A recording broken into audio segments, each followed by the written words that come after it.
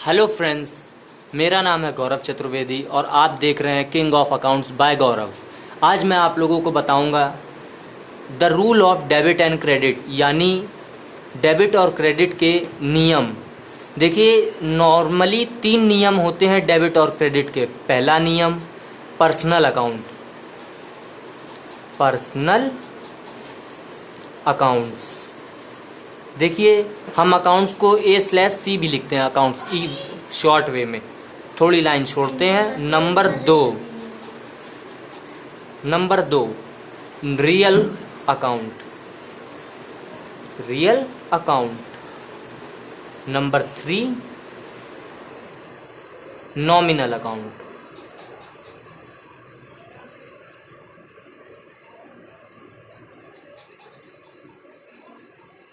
देखिए, इससे हम लोग हिंदी में कहते हैं व्यक्तिगत खाता,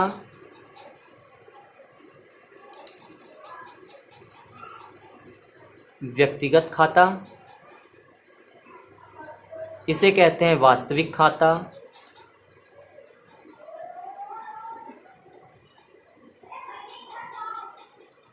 इसे कहते हैं नाम मात्र का खाता।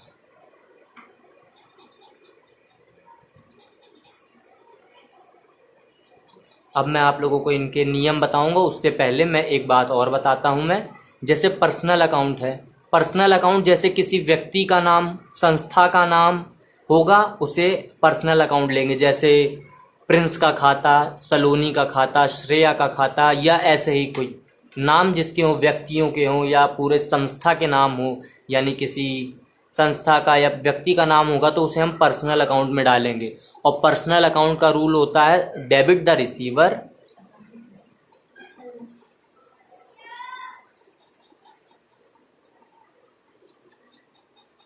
Credit the giver.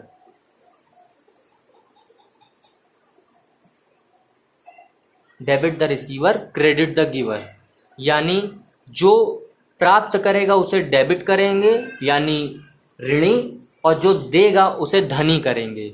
Debit the receiver, credit the giver. Real account यानी वास्तविक खाता, इसमें क्या होता है, जैसे कोई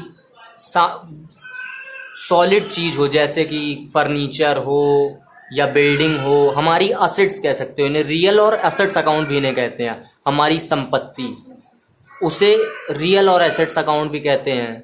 तो इनका फॉर्मूला होता है debit what comes in, credit what goes out. Debit what comes in, credit what goes out. Credit what goes out. मतलब डेबिट उन वस्तुओं को करेंगे जो हमें प्राप्त हो रही हैं, जो हमें प्राप्त होंगी उन्हें डेबिट करेंगे, और जो हमारे से जा रही हैं, हमने जिसे दिया है या त्याग किया है, उसे हम क्रेडिट करेंगे।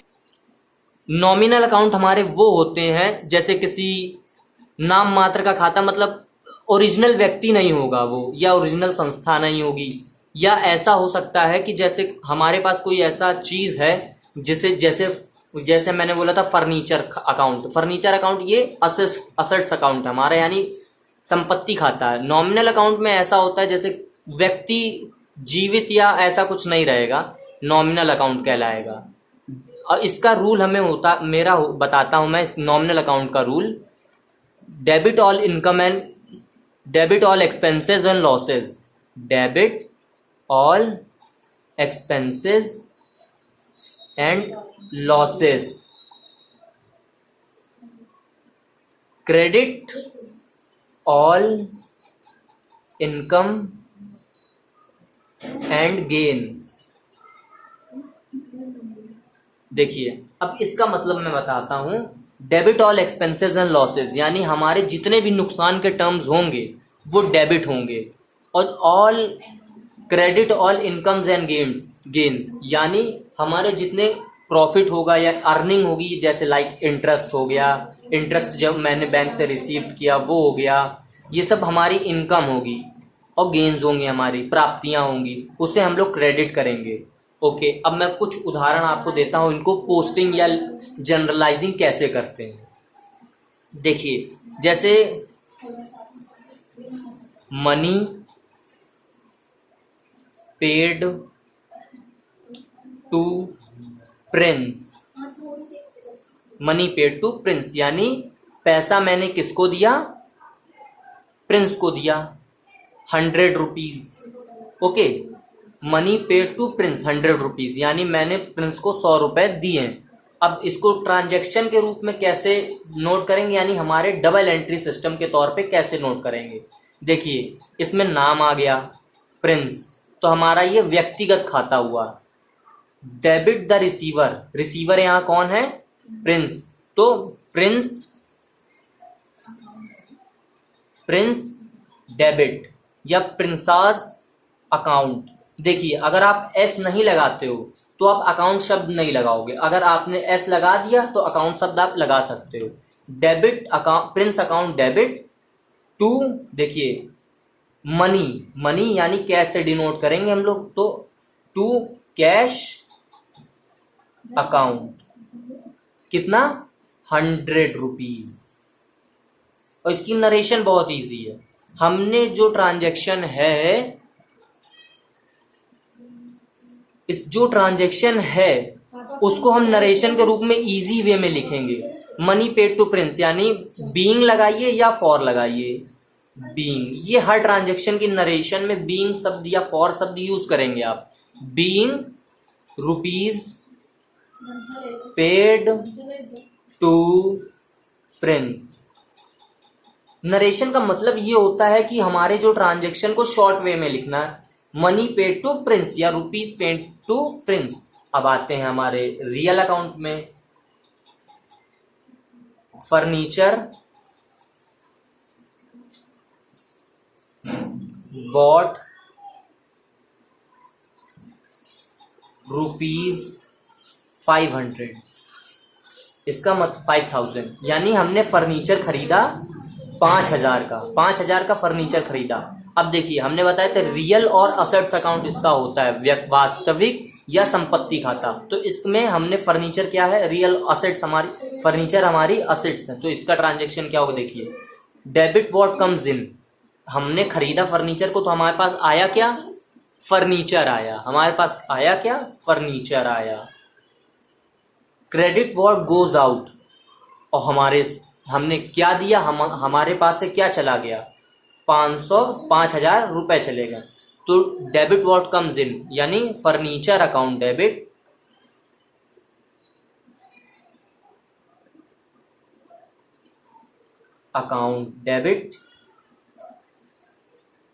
टू, यानी देखिए हमने क्या किया, डेबिट व्हाट कम्स इन, हमारे पास फर्नीचर आया 5000 का, तो मैंने डेबिट क्या किया, जो हमारे पास आया, यानी फर्नीचर हमने डेबिट किया।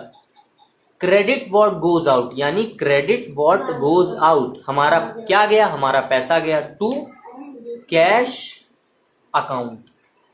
अब मैं आपको बताता हूं कि, और रुपीज डाल देंगे इजी वे में पैसे डाल देंगे, अमाउंट हम लोग डाल देंगे। अब ये देखिए हम आपको कैसे अब मैं आपको एक और बात बताता हूं। अगर यहाँ 5000 रुपए लिखा होता कि बैंक के थ्रू, यानी चेक के थ्रू दिया गया या ड्राफ्ट के थ्रू दिया गया, तो हम यहाँ कैश शब्द का यूज नहीं करते, हम यहाँ टू बैंक करते हैं।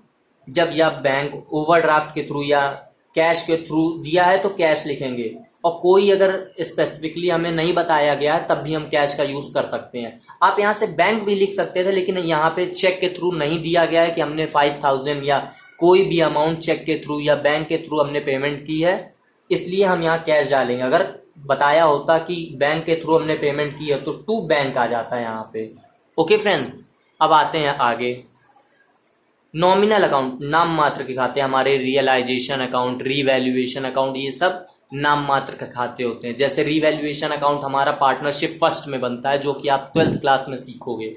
Realisation account dissolution of a partnership में बनता है, यानी नाम मात्र का खाता। रिवैल्यूएशन अकाउंट भी होता है, नॉमिनल अकाउंट भी होता है। अब आते हैं इसका एक उदाहरण देखते हैं। Debit all expenses and losses, credit all incomes and gains, interest received,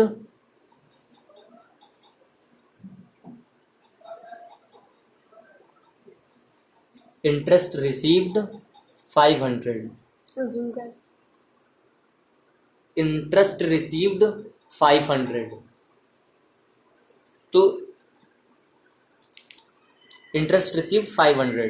तो देखिए अब ट्रांजेक्शन के हिसाब से हम करते हैं तो क्या होगा, debit all expenses and losses, credit all income and gains.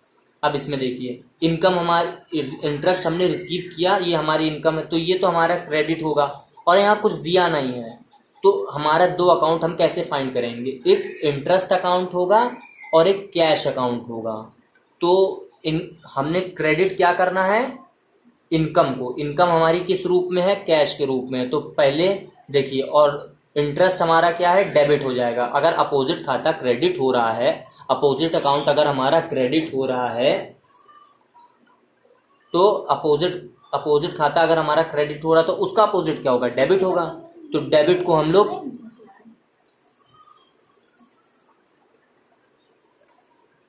तो हमारा अपोजिट खाता क्या होगा, यानी क्रेडिट हमारा क्या होगा, कैश अकाउंट क्रेडिट होगा। तो डेबिट हमारा इजी वे में इंटरेस्ट ही होगा। तो interest account debit to, sorry मैं आपको बताता हूं, हमारी इनकम क्या, इंटरेस्ट इनकम है, तो इंटरेस्ट को डेबिट करेंगे, मतलब कैश के रूप में हमें इंटरेस्ट मिल रही है, तो हमें क्या करना है, हमें करना है 500 को कैश। तो कैश अकाउंट, अब देखिए मैं आपको बताऊं, कैश और बैंक अकाउंट, देखिए हम इसको अकाउंट, कैश और बैंक अकाउंट डेबिट टू, किसके थ्रू हमें मिल रहा है, इंटरेस्ट के थ्रू मिल रहा है। तो to interest account, to interest account, कितना अमाउंट है हमारा, 500, 500 कितना, 500। आप लोगों को मैं अभी बताता हूं, अगर आपको कोई भी जरा भी कोई डाउट हो तो आप मुझे मेरे कमेंट सेक्शन में कमेंट ज़रूर करें, किसी भी चीज़ को लेके, मैथ्स, हिंदी, इंग्लिश, अकाउंट्स या कुछ भी हो, कोई भी सब्जेक्ट हो, हमारे पास अलग अलग टीचर्स हैं जो आपकी सारे डाउट्स को क्लियर करेंगे। ओके, जो भी चीज़ आपको जैसे भी समझनी हो वो सब आप मुझे कमेंट सेक्शन में बताएं कि सर मुझे ये डाउट है, मैं क्लियर कराऊं। चाहे अकाउंट्स का high school, 9th, first year, inter, कोई भी चैप्टर हो, कुछ भी हो, बीकॉम का हो, एमकॉम तक के सारे डाउट्स को मैं आपके क्लियर करूंगा। आप बस बताएं और कमेंट करें, कमेंट करेंगे तो मैं आपके सारे डाउट्स को क्लियर करूंगा। अगर आपको डेबिट और क्रेडिट के रूल्स अच्छे से समझ में आए हों तो please hit the subscribe button and please like and share also. Okay, thanks for watching Gaurav the king of accounts.